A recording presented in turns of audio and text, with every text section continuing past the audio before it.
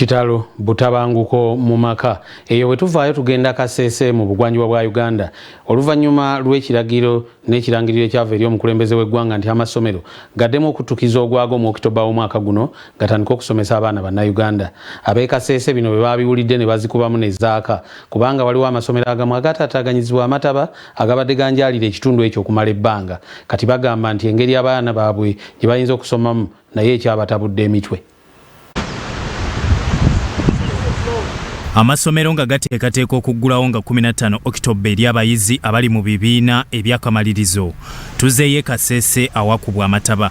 Abayizi abaali basomera mu masomero agasaanawo tebannamanya wakudda kubaga basanga bali mu luwummula olwava kubalukawo kwa coronavirus. Mu Kasese municipality amasomero gye gaakubwa okutuuka ku ttaka ate awalala ebizimbe ne bisigala yegeyege.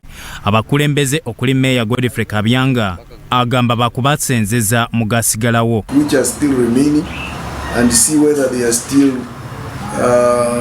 they are still habitable or whether the learning environment is still good and safe for children. If not, then we can take them to Chanchuchi Primary, which is near, because Chanchuchi is still intact. Kayiri Emi atwala ebyenjigiriza mu municipali agamba mu masomero gano abayizi abamaliriza batono ng'atunuulidde ku bali mu kibiina eky'omusanvu ekya senior ey'okuna ne senior ey'omukaaga. I started going to the schools last week, and even this week I'll still be in the field monitoring whether the schools have started preparing themselves for opening. And if a school does not meet those standards, such a school will not be allowed to operate. Ekyennyamiza nti amasomero gano gataataaganyiziddwa ate abaakosebwa amataba kuba mu kiseera kino bakyasenzeemu. We went there on Monday.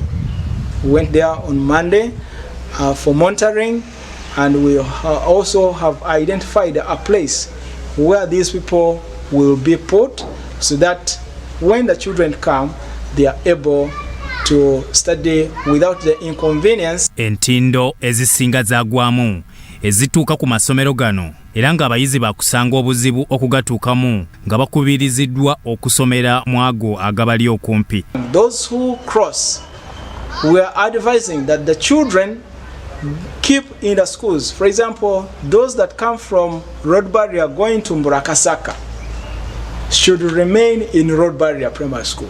Masereka Jokanas akulira essomero erya Kianzuki Primary agamba abaana bakulemesebwa okusala omuganya mwamba ate abalala si bakusobola kusasula bisale.